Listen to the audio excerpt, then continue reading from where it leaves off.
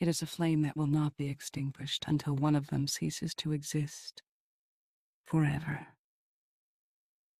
If you've been watching my channel, then you know that I've been covering older OVAs and their source material with a full synopsis of each.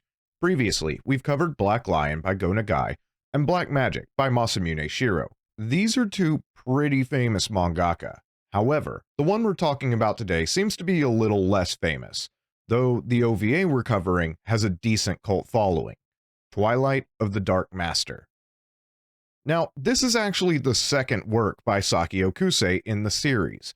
There is an earlier manga featuring our main character called Kain Majin, but I can't find an English translation for this at all.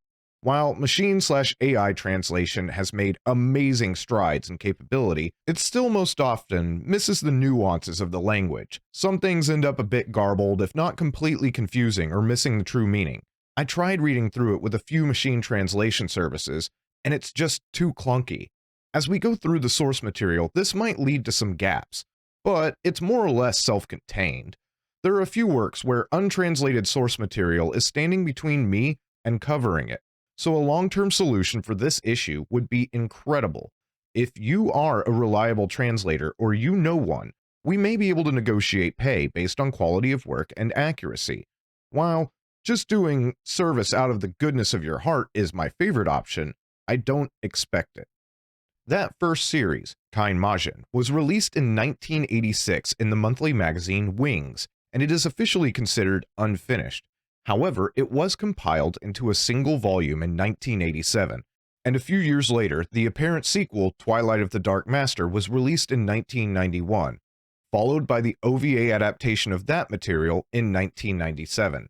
Best I can tell, America actually received the first release in 1997 and Japan in 1998, both by a momentary big boy of the industry who slowly sank into obscurity, Urban Vision, a Japanese-American company founded in 1996 with the aim of introducing anime to mainstream America. It was a joint Japanese-American venture because while it was headquartered in California, it was founded by Japanese producer Madaichiro Yamamoto, whose career goes as far back as the original Lone Wolf and Cub TV series of 1973. Their catalog was small, but it had some heavy hitters like Vampire Hunter D, Golgo 13, Pet Shop of Horrors, Psycho Diver, and Wicked City. The manga didn't receive an English translation until 2005 by Digital Manga Publishing, who despite their name, does not publish this manga digitally, and I would have paid extra to have English digital panels for this, because, being unable to find an English scan of the manga anywhere else, I went through a small bit of pain. While this is not a rare or expensive manga, it hurt me both physically and mentally as I took a hot clothing iron to the spine of my copy of the book so that I could carefully remove every page from the binding to scan it. Now, I was able to rebind it, and I learned some things along the way, but I can't imagine what this is like for people who do this as a public service with no return expected. I was initially just going to use the kanji scans of the manga that I was able to track down online, but I just wouldn't have been able to sleep well knowing that that's what I put out. I suppose it's one of those, if you want the meat, you must slaughter the lamb situations, except normally you can't put the lamb back together. The story doesn't actually end there for the series though, because in 2012, Kain Majin Onibarai was released, and in 2013, Onibarai 2. Now I have no clue what either of these are about. Please help me. I will purchase them from Japan, but I need somebody to translate them accurately. Back to the main subject of the video. You'll see as we go through this that while the OVA is similar to the manga in the main plot, there are some elements that were changed. Some scenes were exchanged for others, while some remain true to the source. But trust me when I say that it will be worth it to stick around for the manga portion of this video. Anyways, as before, fasten your seatbelts, because we are taking off now.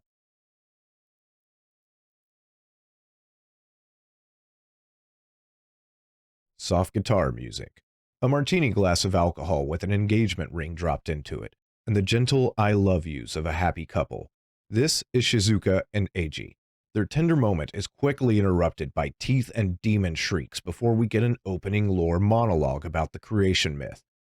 The great mother of the earth gave birth to the humans, but she also created demons to be their rivals and to teach humans about fighting fear. To protect humans, she created another race, the Guardians. The demons and the Guardians are destined to fight until one no longer exists. Cut back to our couple, and the man has become an Oni. He jumps out the window after ripping off the girl's arm. A police aircraft is flying over the city, blasting sirens, and the scene shifts down to a patrolman in a park on the ground, spotting the Oni by shining his flashlight on it. It's pitch black night, and all he can see is that monster. The Oni is enjoying a meal of the last officer, and our still-alive patrolman opens fire. The dispatcher on the aircraft is calling out for a response, but the patrolman is too busy witnessing the monster healing itself from the gunshots. There are more policemen with him now, and all open fire on the creature, but we can hear over the radio that these men are being torn apart. The aircraft proceeds to land in the area where the officers were last located, and as it touches down, what looks like a torso is thrown at the windscreen. The dispatcher continues to call for the men, but a hardened detective in the back of the craft says they're all dead. Shut down the park and get the Hardset team in. We see what most would assume to be the Hardset team exit a craft and chase the Oni through the woods. They hit it with tasers, which are very effective, and we find out that they answer to a Mr. Kudo. However, radio chatter tells us that these guys may be a rogue team, and on official police channels, they haven't found the monster. A new aircraft lands, and a rather eerie and unnatural couple stands at the entrance as the doors lower. They inform Mr. Kudo that the Oni will be held at his nightclub. There are things there for it to eat.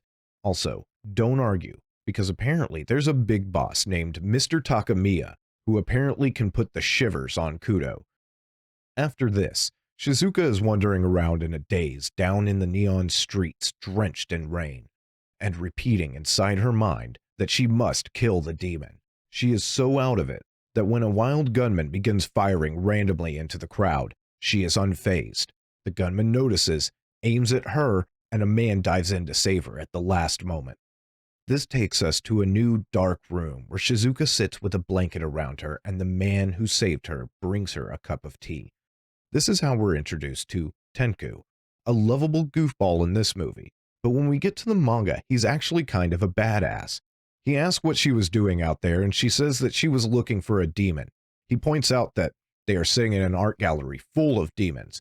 She says no, a real demon, and she's in luck, because his boss knows quite a bit about real demons. I love cityscape shots like this. It sets the world atmosphere in the most perfect way, and in older animation, it just seems to set the scene a little bit better, for me at least. Now while we are on this shot, Shizuka and Tenku discuss the area. There is a darkness up front for a reason. This area is supposed to be abandoned. Legally, people can't live here. 30 years ago, a white light engulfed everything and killed everything.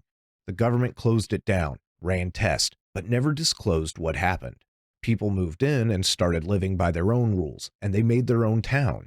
Tenku was born and raised here, and it was here that he met our main protagonist, Tsunami Shijo. Our next scene is Shizuka speaking with Tsunami in a glorious, long, and imposing room, lit only by a window which stretches the entire length. He asks what he can do for her, and she says she needs to find a demon. She intends to kill it, but Tsunami tells her that when he finds it, he alone must kill it. Tsunami takes off in a flying car as a discussion between he and Tenku is heard. Tenku questioning if Shizuka is serious, and Tsunami responding that he looked into her heart and the demon must have been very close to her before the transformation. As Tsunami's car flies on, our eerie couple from earlier is sighted ahead, and a wave of some kind takes Tsunami's car down.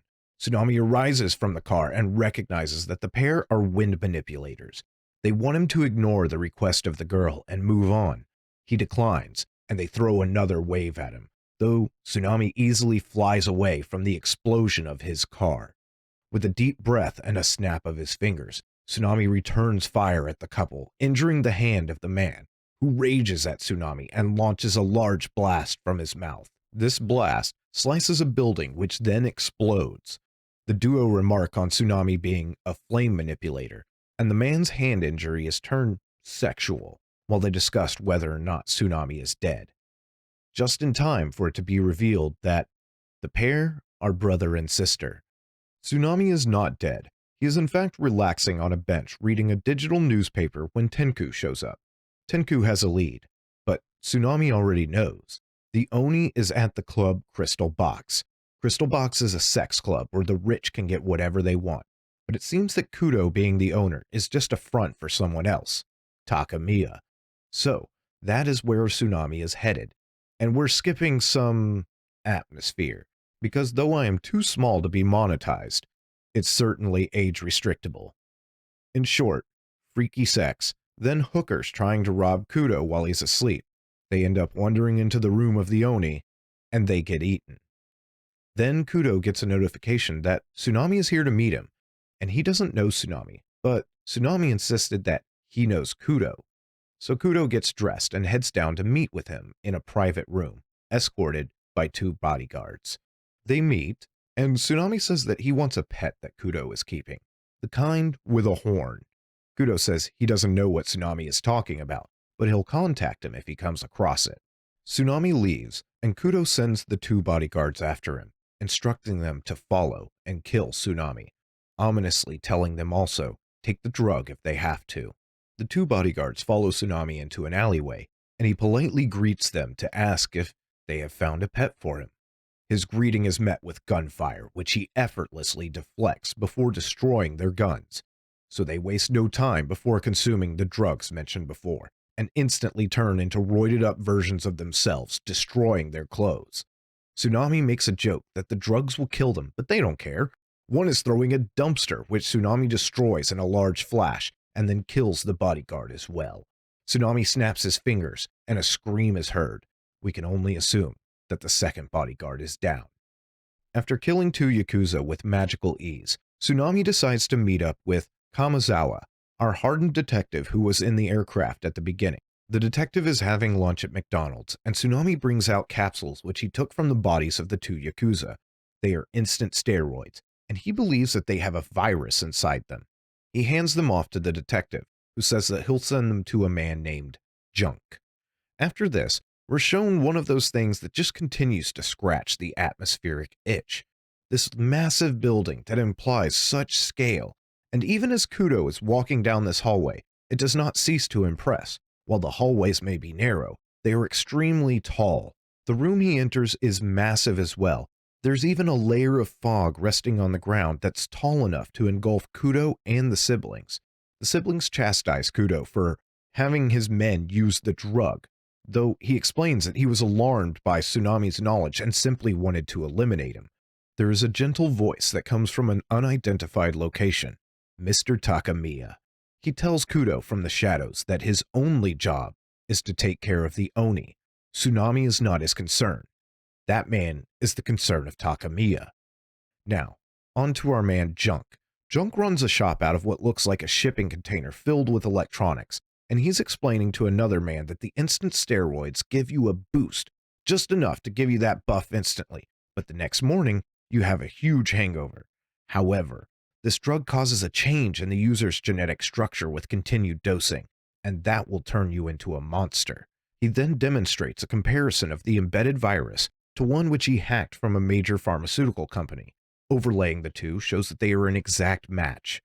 Junk then tries to extort the other man for more cash to name the pharmaceutical company, but his heart violently explodes out of his chest.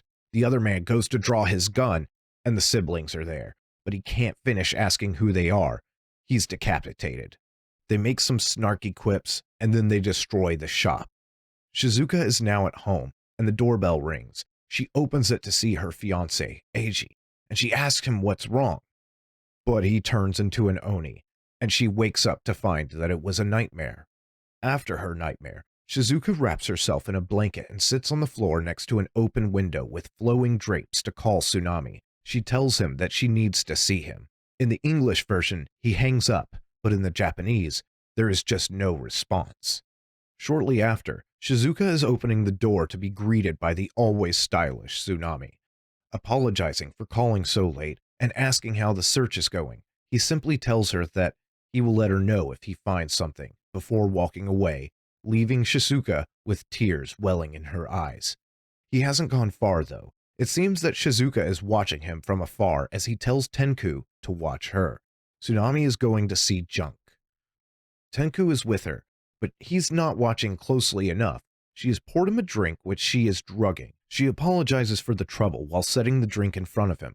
As he downs the drink in one motion, she asks how the investigation is going, telling Tenku that Tsunami instructed her to ask him. He reveals that they found it, and it's at the club crystal box. He tells her to leave it alone until they take care of it, but she gives him a long kiss, which gives the drugs time to kick in, and he passes out shortly after in a comical fashion. With Tenku out of the picture, she suits up in a pretty awesome coat and leaves the house to head to the crystal box. Kamazawa is checking out our virus comparison from before at a set of computer monitors when Tsunami arrives. He explains the situation. Junk and one of Kamazawa's men are presumed dead, as there are 2 unrecognizable corpses in Junk's shop. However, the killers obviously didn't know about the place that Junk kept backups in. Kamazawa goes on to explain that the DNA from the park and Shizuka's fiancé are a match.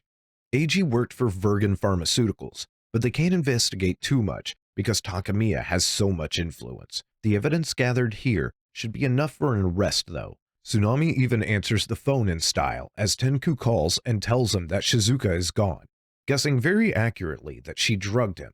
By the way, he spilled the beans about where AG is. Not to worry, Tsunami is headed there now anyways.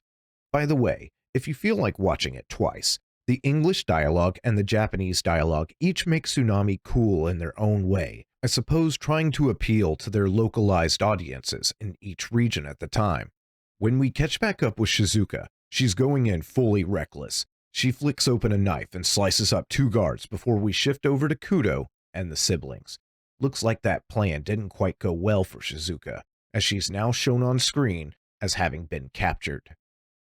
Kudo instructs his men to kill her, but the twins say reunite her with her lover, allow them to spend a moment together before their elimination. We're given our first look at Takamiya, while the siblings collect blood from the Oni. Takamiya is, well, a figure sitting high above everyone else, wearing a Hanya mask. The twins ask if they can reunite Shizuka with Eiji, and he responds that it would be great. He's been useful, let him have a reward. Shizuka is thrust into Eiji's cell, and he wakes up, snatching her remaining human arm in his mouth and hauling her off her feet. She comforts him for a moment, but then she summons a large blade from her prosthetic arm and drives it through the side of his neck. Eiji bites through her human arm, and as it falls, the demon sees the engagement ring pass by his eye. This causes the demon to pause and cradle Shizuka's body. She begins to pass out, and as she does, she sees Eiji's human face for a moment, giving him one last "I love you" before slipping away, and the demon cradles her body and cries. A sad, tender moment is had, and it is quickly followed by an explosion because Tsunami has made his entrance. It's time for a fight between the Bloodline Bumpers and our protagonist. They take it outside, and we'll have to come back to them, because the main plot right now is Kudo giving the demon blood to Takamiya. Kudo activates a panel with his handprints, and this initiates the transfusion of the demon blood, metabolizing a rapid transformation within Takamiya, which turns him into a giant demon. Congratulations, Kudo. You have served him well. Your reward? Tentacle impalement, followed by integration into the, toothy chest vagina of Takamiya's new form. This new form is now breaking through the ceiling of the building and revealing himself to the city's skyline. It is also being witnessed by Sister Fister and Brother Tugger, but Brother Tugger didn't notice the last strike from Tsunami, which landed a mark on her chest, and she combusts from the inside, erupting in a shower of blue sparks. This understandably makes the brother mad, and the brother launches a large attack which causes a building to explode, but Tsunami was gone long ago. He floats up behind the brother and taunts him that having lost his cool, he no longer has any power. The brother starts to retort, but is quickly consumed in a shower of more blue sparks. With the 2 siblings removed, Tsunami finds Eiji cradling the lifeless body of Shizuka. He gives some heartfelt words about passing on, and then commits the Oni to the flame, which consumes its body quickly, and we are shown a locket of the two lovers as the flames consume all. Tsunami takes his leave, and he flies up to meet Takamiya. The oversized demon recounts the events as the acts of a play as they hover high above all else, with the city visible through the clouds in the background. Are we now at the third act? The fight to the death. How about a talk? It's been 30 years since they last encountered each other, since Tsunami engaged in battle and destroyed the city in a glorious white light. Tsunami, being a master of light, now condemned to hide in the darkness, while Takamiya, being a master of darkness, has reigned in the light. Mankind uses its prosperity to hold back and contain the darkness, but their prosperity is what has allowed Takamiya to bring his darkness back to the world. Takamiya proposes a truce. They can rule together, but Tsunami says the world would only be full of crime and corruption, and in a new world that would be ruled only by Takamiya. That's fine, because there can only be one ruler according to the great demon. Thus, our battle begins.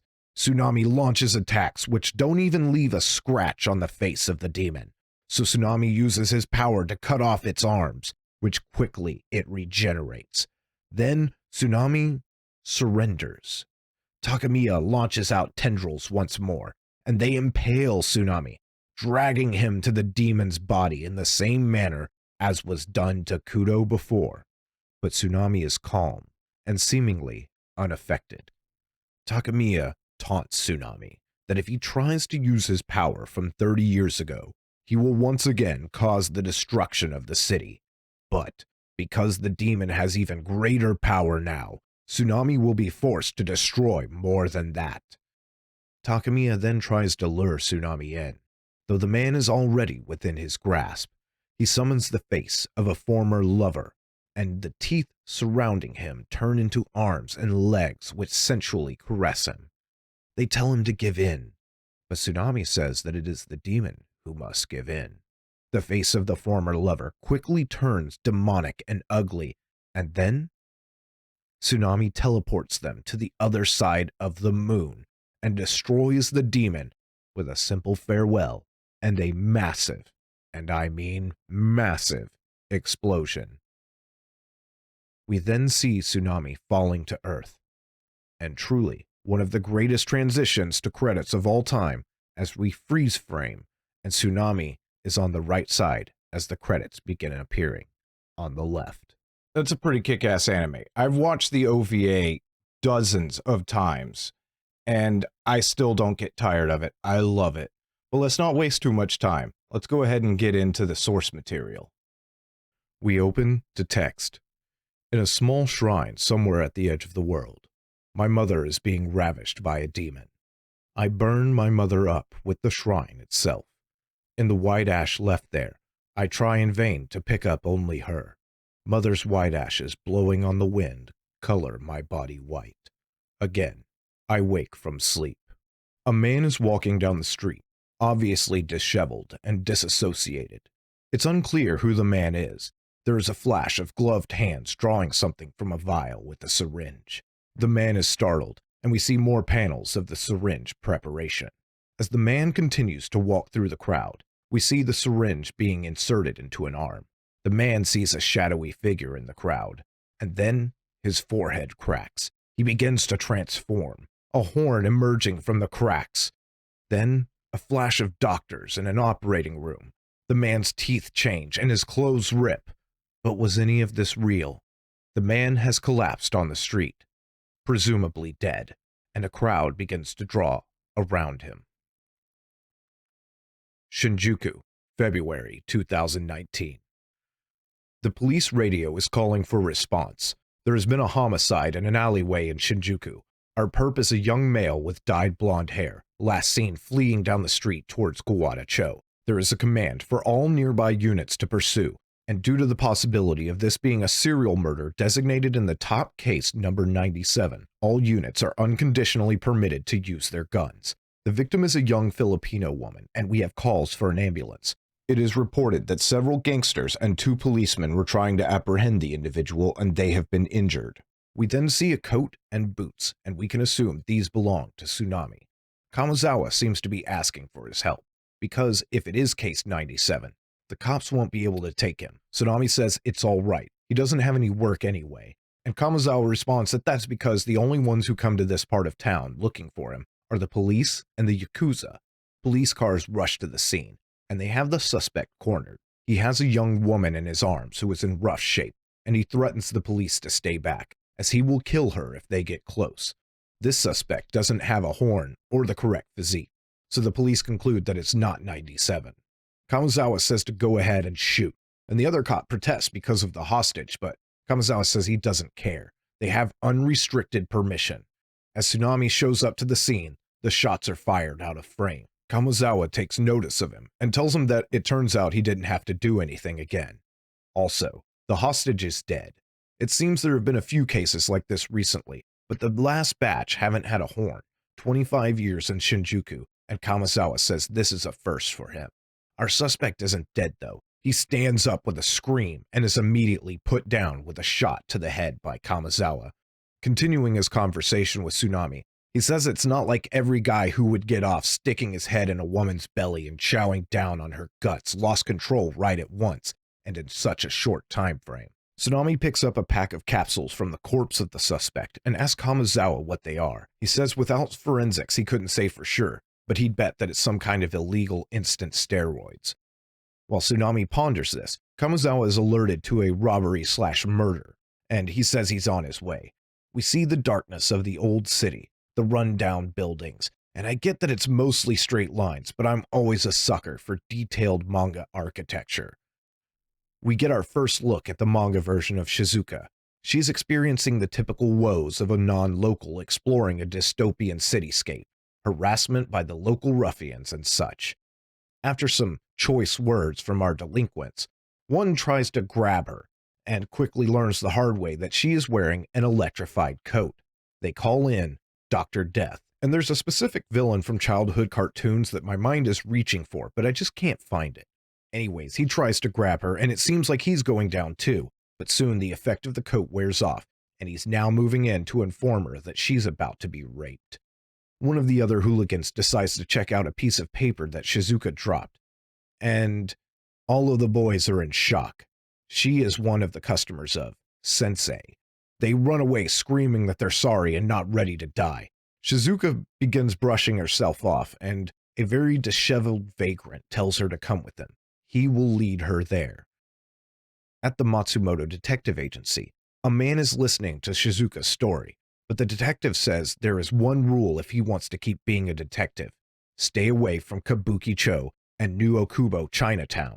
She pleads with the man, saying that she's been to every detective in town, but the man says the easiest way is to go to the Yakuza. She can sell herself and leave the rest of the police.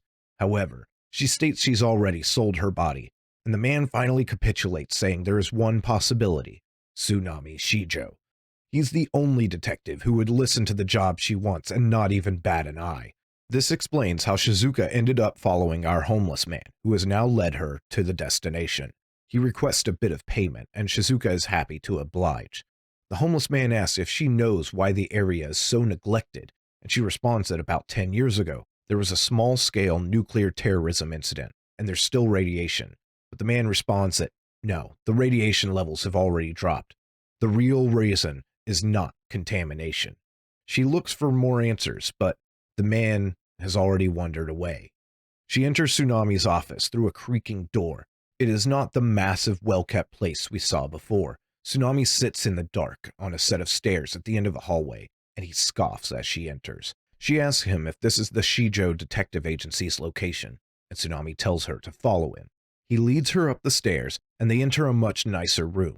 It's well lit and filled with plants, and they are greeted by a secretary, Reiko, who welcomes Tsunami, remarking that it's rare to see him in the company of a woman. He asks her to brew some coffee and states that it is their first customer in a long time, and Shizuka is taking in the sight of all of the plants. After the coffee is served, Shizuka introduces herself and gets right down to business. She wants Tsunami to look for an Oni. She's not being vague either. She clarifies that it's a literal demon and she wants him to listen to her story. She has been all over searching for a detective to look into this, and she asks Tsunami if he is familiar with the serial murders that have taken the lives of 18 women in 1 week. She tells Tsunami that the man who did it is Eiji Kuraza, or was Eiji Kuraza. He was her boyfriend and they were living together. However, at the beginning of last month, Kuraza had a high fever and he was confined to bed. His body grew weaker and his appetite abnormal as the days went on. He would eat until he threw up, and it was never enough. She pleaded with him to go to the doctor, but he insisted he just needed to rest. She awoke alone in bed the night of the first murder, and as she slowly stepped away from the bedroom with her body wrapped in a blanket, she saw Eiji crouched in front of an open refrigerator, voraciously munching away. She questioned him as to what he was eating, and as he turned to acknowledge her, she realized that it was raw meat. At this moment, a horn sprouted from his head, and she began to get scared and cried out. Eiji used the door of the fridge to lift himself from his crouch, and at that moment, she knew Eiji was an Oni. She had studied classical literature in college and had seen stories very similar. That night, 3 women were killed in Shinjuku Central Park. Tsunami sips his coffee silently for a moment, maintaining his gaze before saying that even now, the police are continuing to look into the matter, and he doesn't see the point in hiring one detective. Shizuka continues that there has actually been a strange rumor in the sex industry within Chinatown Kabukicho neighborhood. They say there is an Oni there, and that every night 2 girls are attacked. Shizuka works at a place in Kabukicho, and several girls she works with have gone missing. Tsunami asks what she intends to do when she locates Eiji, and Shizuka pauses for a moment, recalling the violence that ensued that night. Her body destroyed and raped by what was once her boyfriend. She undresses from the neck down to reveal that she is almost completely artificial. After his transformation, Eiji raped her body and tore it apart with his nails and fangs. She pleads with Tsunami to help her, as she is sure that Eiji is still in Chinatown right now. She begins to cry as she shouts about him being alive like that. It's apparent she wants him to die. Shizuka calms down and places an envelope on the table containing money, which she says is all she has, and that if he refuses, she will have to do it herself. Tsunami smiles and says she's in luck. Oni extermination is his speciality. We next catch up to Tsunami outside, speaking to a finely dressed aged gentleman in a car with a mustache, who apologizes for keeping him waiting and refers to him as Master Tsunami. Through the conversation, we learn that this is a butler, and Tsunami has work to do, so he won't be home, but the butler remarks that's unusual and congratulates him. Tsunami hands Butler the capsules he picked up from the crime scene earlier and requests that Butler check the ingredients for him, to which Butler asks if it's a new drug, and Tsunami gives an affirmative hum and says that it increases energy, but it also results in a craving for human flesh. He bids Butler a good night, and Butler wishes him the best of luck in his business. Although it appears Tsunami is now alone, he senses something and calls out to an unseen person, asking if he can help them outstep the siblings. In the Japanese version of the anime, and here in the manga, we learn that their names are Huang Long, who is the brother, and Chen Long, who is the sister. Also, they are Chinese, and the sister occasionally calls Wang Koryu. Wang Long states that it's a surprise Tsunami noticed him. He had concealed his chi. He says to relax, he won't keep Tsunami long. Chen speaks in Chinese, and we don't receive a translation, but it's actually written in Hanzi. He wants him to forget about the case, just take the money and do nothing. Tsunami coyly asks what will happen if he refuses, and a street lamp is sliced next to him and comes crashing down at his feet. Wang Long asks if Tsunami sees, and proceeds to destroy all the lights behind him. To which he responds, maybe it's his age, but his sight is dimmed. And he asks if Wang would be willing to show him one more time, closely. To which Wang retorts that Tsunami uses an odd energy, and he blasts him with a gust of wind, which phases him not at all. The man calls him a Kain Majin, or Flame Devil, and says that in his native country, those who control flame with such accuracy are rare, to which Tsunami responds that this is the first time he's ever seen a wind user as good as Wang. Wang then opens his palm towards the ground and begins to summon more energy, resulting in levitation. He tells Tsunami he will answer him with an encore of his Foryuken, or Wind Dragon Blade. And Tsunami chuckles and apologizes, He was surprised at how silly that attack name sounds. The man shouts at Tsunami, "Don't miss it this time, boy." And Tsunami smiles, saying that it's not nice to judge people by their appearance. He snaps a finger, and the wind strike rushes past him, which surprises the attacker. Wang lands and screams, "Clear out," in Chinese, and Tsunami stands there as the building behind him develops cuts all over the wall, which proceeds to collapse. Chen asks if Tsunami is dead, but Wang responds he should be alive, and Chen seems pleased, to which her brother responds that she seems to like Tsunami. We then get a line that they lifted directly for the movie. Just imagining the boy's body torn apart and sinking into a sea of blood gets her going. Tsunami stands over the rubble making a quiet observation that Wang was able to repel his coals with the wind. He then notices that his coat is in tatters. Reiko will be mad at him again. Down on a busy street, people are moving about, and a man with wild hair is telling another man that they have a Japanese girl at his brothel, and he's trying to convince him to come in. He ushers the man in, and it is revealed that it's Shizuka. This is a scene we're going to skip over because, well, it's just an angry man abusing a poor prostitute.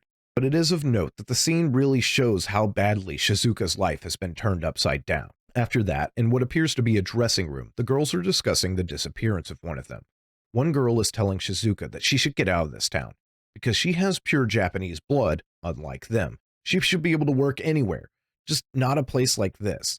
Shizuka tells the girl that she's looking for someone, and she heard she could find them in Chinatown. The girl responds that it's not a good idea to stoop to whoring to chase a man. Also, go back to school. There's no chance for her. She didn't make it through junior high, but Shizuka was in college. Anyways, she's leaving, but she doesn't go far because in a close-by alleyway, the wild-haired man from before is trying to convince her to see a private client. She's reluctant because the last one was freaky and she ended up with burns. He continues that she's the only one leaving early and he pleads with her to take the job. She says whatever, just make sure she gets paid. There are a couple of Yakuza at the end of a hallway, and one with sunglasses, that's Kudo. A man says that the girls are here, and Kudo instructs him to take off their clothes and bring them. It's almost time to feed the monster. The girls, now stripped to their lingerie, hear animalistic sounds coming from down the hallway, and obviously question it. A blonde girl freaks out and screams no, and as she starts to run, one of the men trips her. She falls on her face, and the man picks her back up by her hair and slams her nose into the ground. When he picks her back up, he instructs her to walk. They bring the girls into a room with a cage, and one of the girls asks what the smell is, but the men pay no mind to her. Kudo instructs to kill the current because the cage is electrified. The girls are alerted by more noise coming from inside. A switch is flipped, and the girls are tossed inside the cage, while the blonde clings to the bars and screams to be let out. The other girl notices something is in there with them. There is a massive, hulking figure chained to the wall. Both girls begin to panic, and the monster roars and lunges for them as Kudo stands outside the cage and presumably watches them be eaten. Back out in the city, Tsunami is sitting in a park reading a paper and relaxing, and we get Tenku. As I said before, Tenku is a bit different here. You'll see more of that as we progress. Tenku offers Tsunami some coffee, which is accepted. He then proceeds to tell him that the word is this past month, one of the local Yakuza groups has been rounding up young ladies on the side, and the targets aren't citizens. He then asks Tsunami what Oni eat, to which Tsunami replies, "Just what you might imagine. You've never eaten human flesh before, so you don't know if it's good or not." Tsunami is then on his way and tells Tenku that he can ask Reiko at the office for more details about the job. But Tenku isn't done. He doesn't sleep well. He's been up all night. We'll get some explanation on this later. Tsunami is now meeting with Kudo, who introduces himself and asks him what business he has. Much like in the anime, Tsunami says he's looking for a pet, and Kudo responds that they don't have any pets. But Tsunami replies that he just wonders if it would be possible for them to turn it over. Kudo plays it cool and says he can't give what isn't there. Tsunami abruptly stands, and this puts Kudo's bodyguards on edge, but he just says that the negotiations broke down quickly. He'll leave quietly today, but he'll be back when he obtains proof positive.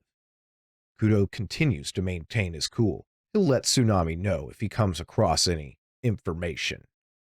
It seems Tsunami's inquiries got under his skin, though. because just as in the anime, Kudo instructs his men to follow and kill him. However, this time in different words. He came all this way to see us. Let him have a small souvenir. Tsunami is walking down an alleyway, and the men surround him suddenly. With no warning, Tsunami kicks a man in his ribs, which causes him to vomit and collapse. Nearby, a sound signals lunchtime for a construction site, and Tsunami makes a quick quip about this, then states that he didn't think he would have his proof positive so quickly. Now he won't be able to savor the real detective work, which he's put so much effort into. The men snicker and tell him not to worry, because this is where the real detective work starts. Then they pop their instant steroids, buff up to be big and scary, and Tsunami makes a quip about them starting a partnership with a pharmaceutical company. Tsunami dodges a punch and kicks one of the men in the groin. The man responds that it's the hardest part of his body. Maybe he'll let him try it out later. But Tsunami comes back with a clever remark about remaining a virgin until marriage. He then plants a kick on the man's face, which he uses to drive it into the ground. 2 more men lunge for the attack, but Tsunami makes another dodge and another kick to the stomach. A shuffle of footwork, and then a quick kick to the jaw that tosses a man against the wall, which he slumps down into a sitting position. The last man standing swings another punch, but this is also met with a quick kick to the jaw. All of the men are now incapacitated, and Tsunami tells them to just give his regards to Kudo. But the man against the wall draws his gun and fires upon Tsunami, who blocks all of it with his powers. The man is flabbergasted, and Tsunami bids him a farewell as the man begins to catch fire and succumb to immolation. At the police station, Kamozawa is discussing Kudo's organization, the Kanamaki Group, with Tsunami. They've brought large quantities of munitions into the district lately. Even with this, it's hard to consider them starting a war against a rival group, but the Oni makes that situation different. The 2 men continue their conversation over coffee from a vending machine. If a war does start, Kamozawa's investigative unit is not allowed to use heavy weaponry. The rights will just transfer to another unit which does have the rights. Everything isn't quite black and white in the situation. With the exception of the Oni, the other criminals who have been eating people have some connection to the Kanamaki Group. Kamozawa continues to remark that you often hear of pets resembling their owners, but it's strange to hear it the other way around. Tsunami asks Kamozawa if he intends to check all the pet shops in the area, but he responds that's not his jurisdiction. A secretary comes in and tells him that the Kyoto police are here, to which he responds it's the first he's heard about it. As he heads off, he warns Tsunami to play it cool for the moment. If he gets involved and it gets violent, things could be a hell of a lot worse. Meanwhile, at a McDonald's, Tenku is speaking with a friend of Eiji who tells him that while Eiji is missing, another friend is dead, supposedly from a drug of some sort. The guy didn't seem the type, and even the doctors don't really know what it is that poisoned him. At this moment, a couple of very colorful, large individuals step in and interrupt with the phrase, "Excuse me, Chinese boy." They want Tenku to come with them, and he seems happy to oblige, asking, "Now what are we going to do for fun today, buddy?" with a heart and a smooch. They go to the bathroom, and very quickly Tenku dispatches of the biggest man with a punch to the face, several punches to the abdomen, and a takedown to the floor. The other man asks if he's okay, and Tenku asks what they wanted to talk to him about, while also insulting their ethnicity. They did start it after all.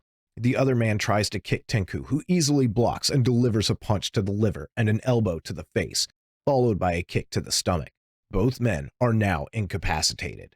The smaller one begins begging, saying that if Tenku keeps this up, the man will die, but Tenku just says he'll beat him properly so that they don't die. He asks who sent them, and the man just say that they were in an arcade in Kabuki-cho, and they were offered 200,000 yen by a Chinese man and woman who brought them to the street out front of the McDonald's. Tenku turns to tell one of them not to run, but the one he's holding pops a prosthetic hand off to spray Tenku with some sort of gas. The men then run away. This makes Tenku very unhappy. They run out into the street while Wang and Chen Long observe from a distance. Tenku is on the street, but he's out of breath and he's lost sight of them. He grabs a bystander to ask where the 2 went, and that man points in a direction. There is a back lot of some apartment buildings, and Tenku strolls in, glancing at something on the ground. It's the bodies of the 2 men who were cleanly cut into large pieces. Written on the wall in their blood is the phrase, back off if you don't want to die. This doesn't seem to deter him much, though, and he only remarks that it saved him time and effort. In Tsunami's office, Reiko sits across from Shizuka and opens a laptop. She asks her if she's familiar with the Yakuza organization, the Kanamaki Group. They control half of everything from New Okubo to Kabuki-cho, to which Shizuka says she's heard the name. Reiko continues that Eiji is being sheltered in the Kanamaki Industries headquarters in Kabuki-cho. Shizuka seems taken aback, and Reiko asks if Eiji had any trouble with women or money, but Shizuka says he was an honest man. She can't think of him being involved with the Yakuza. But then a thought hits her. Eiji's parents cut off his allowance after they discovered that he and Shizuka were living together. But soon after, he found a very lucrative part-time job. He didn't tell her what the work was, though. She's convinced that Eiji was the kind of person who could never do anything bad. Reiko then asks if the following information is correct. Shizuka wants them to find Eiji and promptly kill him by way of Oni extermination. A small jump in time, and Shizuka is wandering around the vast garden of the office.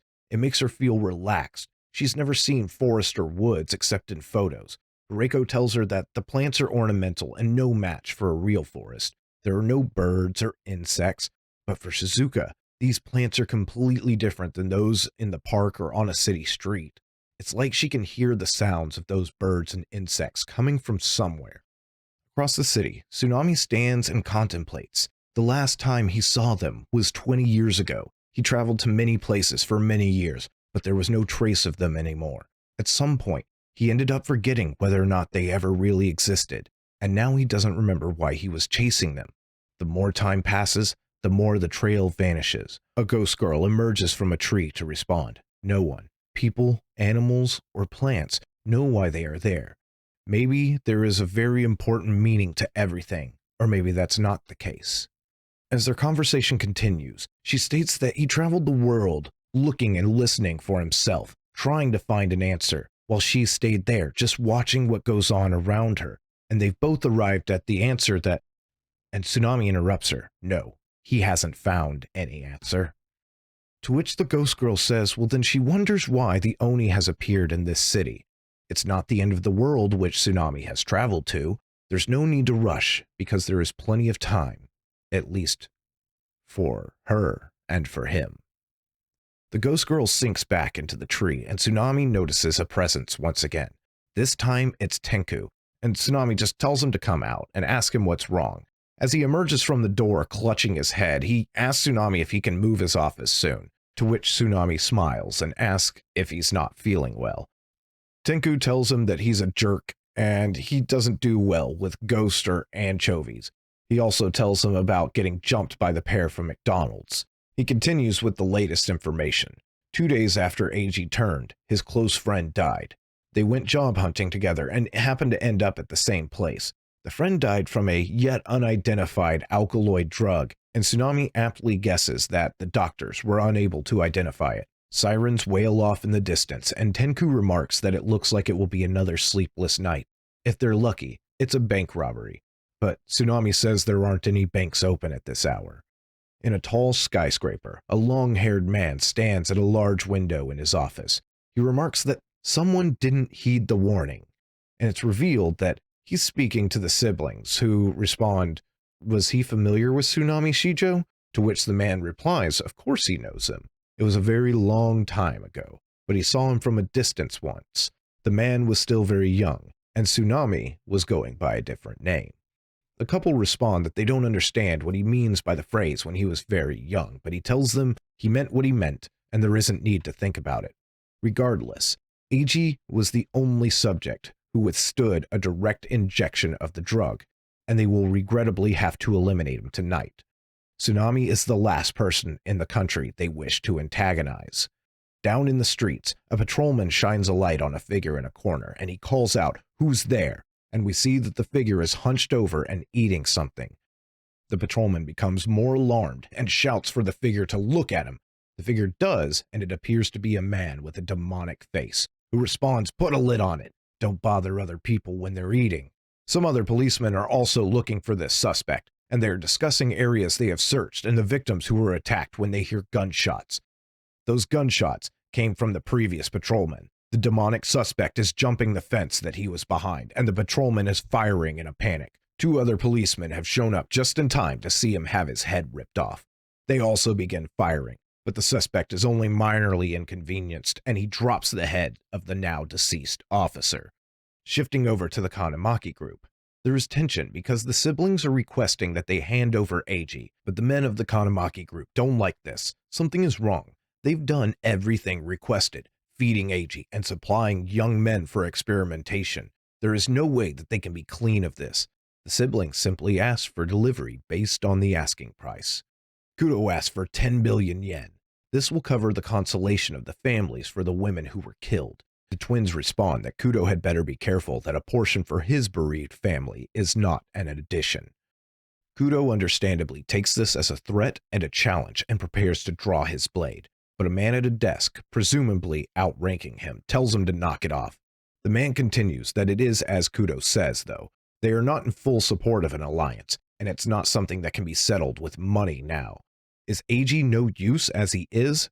To which Wang Long responds that he thought he had explained this many times. If Eiji has not exceeded the half-life of his abilities and recovered some human cognition, then at present his brain will reject the drugs and he will be difficult to control. However, before he gives his conclusion, he has a question. Why does everyone fear and hate Tsunami Shijo? The man at the desk directs Kudo to answer, and Kudo says he should be asking them. Tsunami showed up 3 years ago. No one knows from where or what he was doing before. He started a detective agency, and there was a conflict with a rival group, the Rosho Corporation, as they controlled the region he was in.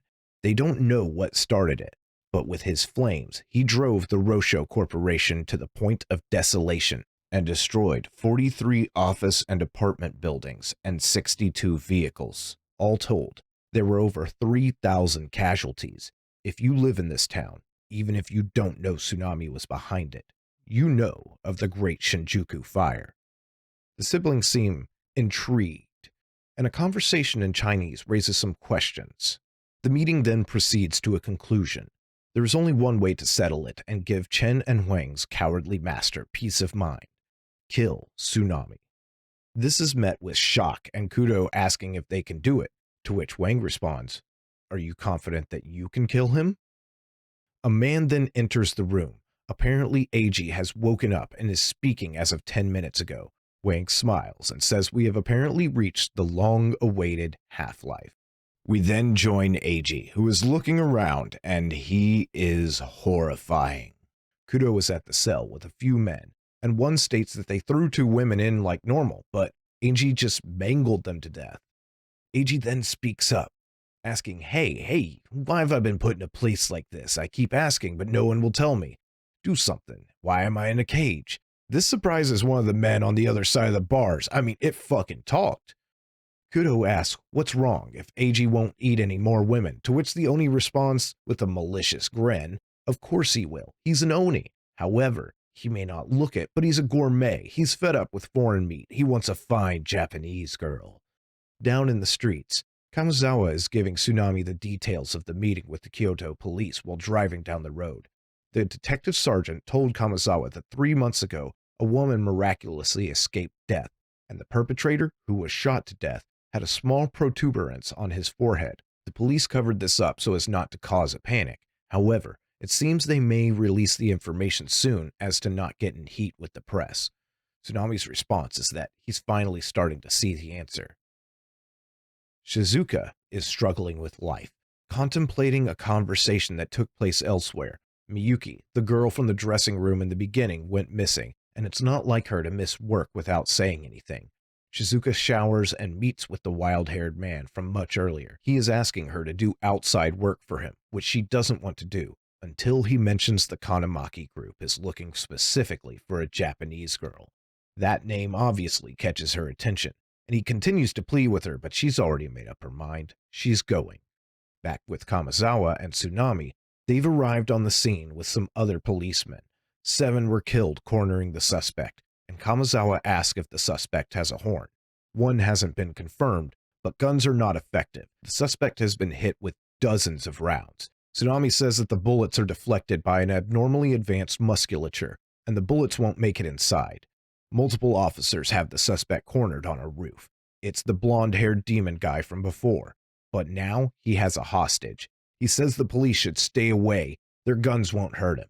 But they surely could hurt the woman that he's holding. He bites the woman's ear and she screams. He uses this as a demonstration to show that she's vulnerable.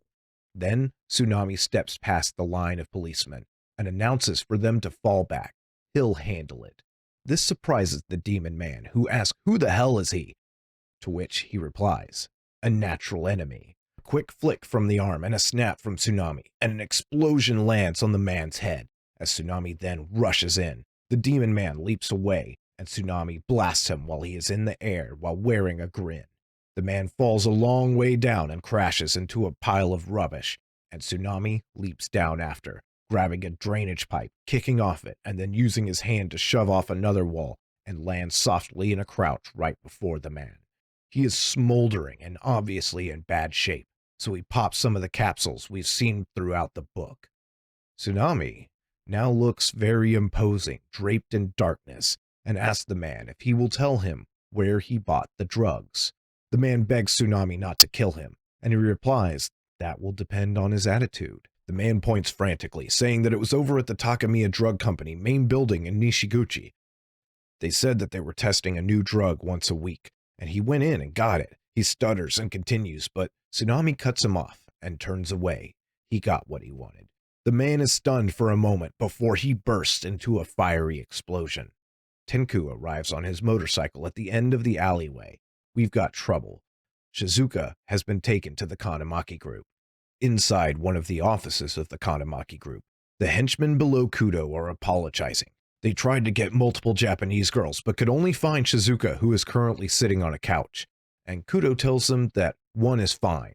So they start to ask her to remove her clothes, but once again, Kudo says that it's fine. She can be brought as she is. They lead her down dingy hallways, and she gulps out of nervousness. They pass by the siblings, who ask, "Can they watch?" To which he responds, "Suit yourself." No one seems to find it strange that once Shizuka is in the cage with the Oni, she doesn't seem to have any questions except she calls out to him by his name. The siblings coyly remark that you could call this a tearful reunion, and Kudo asks what they mean. Eiji speaks. He's tired of waiting, and Shizuka begins to yell, identifying herself to him and asking him if he's forgot. Kudo now registers that she may know Eiji. The Oni doesn't recognize his own name and chuckles, as he has never heard that name of the man she refers to. This is all Shizuka needs. She draws a knife strapped to her thigh and screams for him to please die as she rushes him. Kudo shouts for his men to kill the current on the cage now, and Shizuka plunges her knife into Eiji. He's surprised for a moment, but she only stabbed his arm. He then smiles and hoists the arm up while she clings to the knife, and he thrusts her into the cage bars, which violently electrocute her. Shizuka collapses on the ground. Kudo demands to know why the siblings didn't tell him that Shizuka was an acquaintance of the Oni, and Wang laughs, asking what would he have done if he knew. Would he have let her go out of the kindness since she and he were lovers? If she were let go, another woman would have to take her place. An uneasy calm fills the room, and Kudo prepares his katana to be drawn, stating that they weren't done from earlier. The siblings blast the room with their wind, but Kudo stands his ground. Wang recognizes the Iaido, or martial art of katana, focusing on fast draw, and he warns Chen to watch out for Kudo's strike. Shizuka is still alive, but struggling. She crawls towards Eiji, begging him not to kill anyone else. They've lived together for 2 years, and she still never told him once that she loves him. With her last words, Eiji's hand is reaching out, and Shizuka finally loses her strength and dies before him. Outside his cage, the battle is about to start, but the Oni is overcome with grief and rage, roaring as he begins to rip his chains from the wall. Wang and Kudo strike at each other, while Chen Long kicks at one of the henchmen. Eiji is grabbing the bars of his cage, enduring the electrocution and using his rage to break it. Chen Long's kick lands on the face of the henchman, but Wang tells her forget about the lackeys, as Kudo draws his blade to slice at him, and he uses his wind to cut Kudo's face. The fight seems to rage on in the dark, and Eiji's howl interrupts, allowing Wang and Chen to escape down the hallway. Kudo steps out to see a trail of blood, but glances back into the room to see the carnage and the Oni's still shackled arm lying on the ground. Injured but alive, he uses the wall for stability as he trudges down the hallway. Outside, the wind blows, and it seems that Eiji is still alive. He sits in a fountain alone, though soon the siblings show up. Wang tells Eiji to relax. He won't kill him. It's too bad that these events happened after the half-life. He would have managed to escape even while wounded. Wang has a cut on his neck, which the sister notices and asks if he's okay. He remarks that if they hadn't been indoors, which limited Kudo, he'd be dead. Kudo is walking down a narrow street, following the blood trail, but it ends abruptly, and he concludes that the siblings flew. However, a presence is near, and Kudo notices it. It's Tenku, resting against his motorcycle. He asks what's up. Did Kudo drop something? Is he in a hurry? Kudo responds, not to worry. It's no big deal. And Tenku is glad to hear this. Kudo is under no illusions that Tenku isn't here for a fight, and apologizes for making him wait. To which Tenku replies that he's only been there 2 or 3 minutes. He follows it up with, let's get this mess over with, and proceeds to pull out a triple staff, essentially a staff that's broken into 3 nunchaku. Tsunami is now walking up the stairs to the fountain, in which Eiji is cradling the body of Shizuka, seeing that the Oni is now missing both arms. Tsunami shifts his gaze upwards and says, the king spoke. A nobleman doth not strike at an enemy's misfortune. When finally defeated by the So, he saw his leniency had been unwise. Who he is speaking to is none other than Wang Long, floating above the fountain. Wang remarks that this statement means that the reason Tsunami spared them when they met was pointless sympathy. His sister had good cause for concern. And of the men his sister has loved at first sight, none has failed to beg for their life while writhing in a sea of their own blood like a limbless caterpillar. With a declaration that that is what he will do to Tsunami now, he launches an attack. Tsunami runs through the attacks, and Wang thinks he means to escape, but Tsunami begins throwing attacks of his own. Another blast of his coals, and Tsunami flips to the side, but Wang blocks them with his wind, declaring that the coals will not be doing any good. But Tsunami wasn't aiming for Wang. A motion from Tsunami, and the forest behind him ignites. Thus, Chen Long, who was hiding there, begins to combust, screaming in agony. This sets Wang into a rage. Tsunami antagonizes him further, telling him that he recognized why his coals could not reach was the support of his sister. So all he had to do was let the coals ride his own winds back to Chen. Further enraged, Wang screams that this will cost Tsunami dearly and begins to charge him. We shift over to the fight between Kudo and Tenku, and it's going strong. A slice from Kudo, a dodge from Tenku, and then Tenku makes for a strike at Kudo, only to be intercepted and part of the triple staff broken. Another wild slice from Kudo, and it's back to Tsunami and Wang.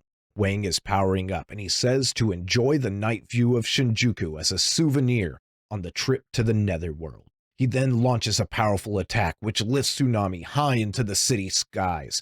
He remarks that no matter how good of a kind Majin Tsunami is, he will be helpless against a fall from that height. It's too bad. He wanted to see him do the caterpillar thing. Back with Tenku and Kudo, Tenku remarks that it was a close one, and his triple staff falls to pieces as he drops it to the ground. He remarks that he guesses it just isn't cool to show off with stuff you're not used to. It almost resulted in him getting cut in half. Kudo has confidence now, telling Tenku to get lost because the fight is his. He doesn't stand a chance barehanded.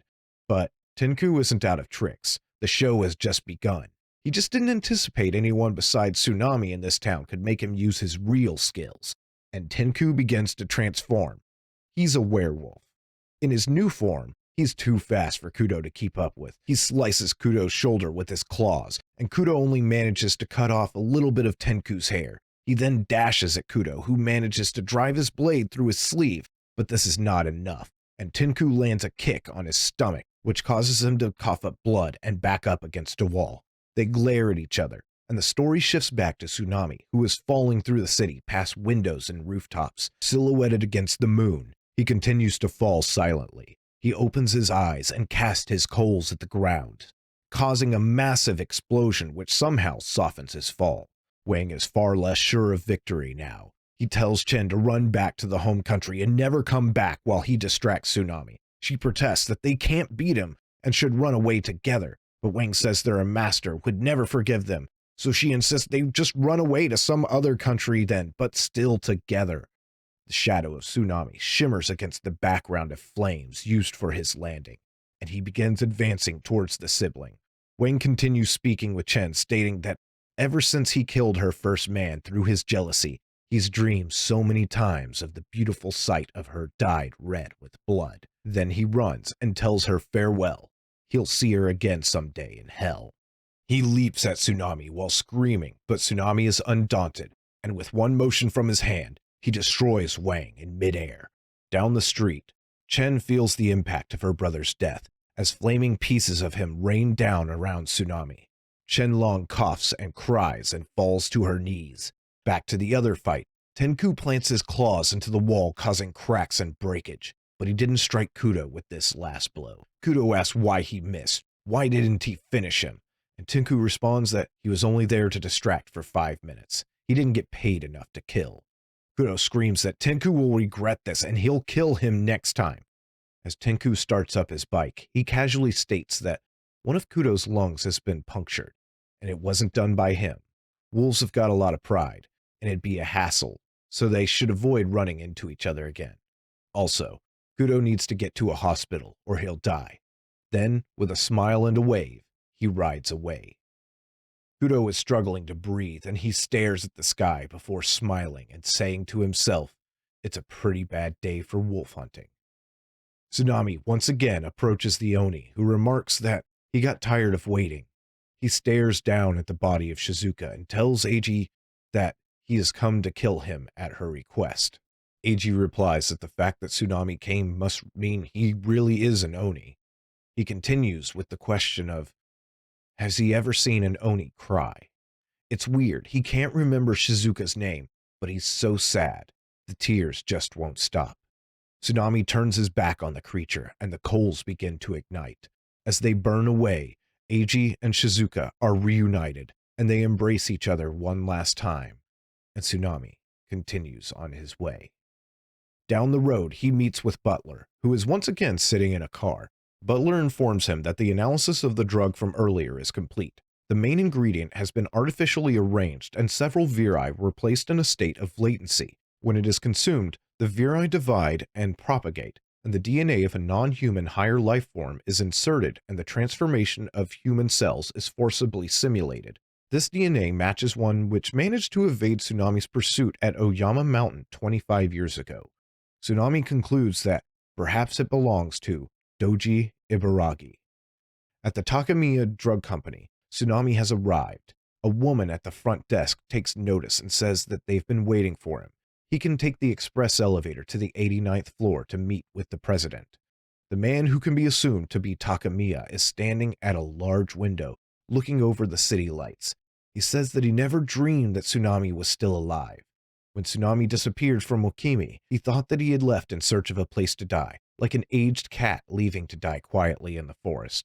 However, instead of dying, he has appeared looking just as he did then. He says that Tsunami looks far more like a monster than any Oni. Completely undeterred, Tsunami asks, "Where is Doji Ibaragi?" Rather than answer, Takamiya summons 2 Roland gorillas who have had the Oni gene inserted, Mercury and Raido. They have swords and armor. These are not like the previous failures. Instantly, Tsunami blasts one with his coals, but he's told that they are equipped with electromagnetic barriers, and outside attacks will never get through. The 2 gorillas charge Tsunami, who begins to evade. One also has a machine gun arm, and he fires at the fleeing Tsunami, striking him in the shoulder. Tsunami once again throws coals at the creatures, and the explosions erupt around their head, but they are unharmed. This was a distraction, however, and Tsunami plunges in for a strike from above, which seems unsuccessful as well. Takamiya taunts that he told him no outside attack will get through, but Tsunami still has faith in his abilities. He avoids more gunfire and swipes from swords. Then it appears he is cornered against a wall. One of the gorillas swings at his abdomen, and the sword is perfectly caught by Tsunami's hands, As it lifts him from the ground, Takamiya screams for the gorilla to let go of it, but it's too late. With a smirk, Tsunami lets his coals climb up the sword and to the body of the gorilla until it reaches the head, and the creature falls dead. The second gorilla begins to fire the machine gun again, but Tsunami calmly deflects all the shots, and he strides up to the ape, touches the gun, and this one explodes and dies as well. Takamiya is scared now, his works of art destroyed. He begins to flee, but Tsunami stops him in his tracks. The lights go out, and Takamiya begs for Tsunami to stop, but the trap of coals has been placed around Takamiya already. Takamiya tells Tsunami where to find the Oni and that he could do whatever he wants. Tsunami only tells him that if he doesn't move for 3 days, the coals will fade, and Takamiya will live. He begs for Tsunami to take the coals away, but he's already gone. Tsunami enters a room with a massive machinery, and in the center is a woman of some sort strapped to all of it. The woman is now revealed to be a demon, and she asks Tsunami if he found his answer, but he does not reply. He only stares. She continues that he's a brat, and the existence of everything in this world is acknowledged by the consensus of the observers of the age. All things in existence are nothing more than a desire of the one who rules the times. Those of her clan, buried by him, have a good reason not to rest in peace, and she can see them. They cry in hate for him. People don't need them. He too is an Oni, a natural enemy of the people, never aging and lacking the courage to take his own life, abhorred by people as a demon, living in his current form until the last moment of humanity. She taunts him about his loneliness. She laughs at him, and he wordlessly ignites the entire floor with his coals. As she burns, she continues to laugh, calling him a cursed devil of flame, saying that he will wander through his own eternal hell. However, he continues to walk away through the fires without making a sound. Down on the street, it's the usual hustle and bustle of crowds, and in the crowd there is someone familiar. It's Chen Long. She rushes out and draws a gun, screaming that this is for her brother and for Tsunami to die, and then she fires. The end.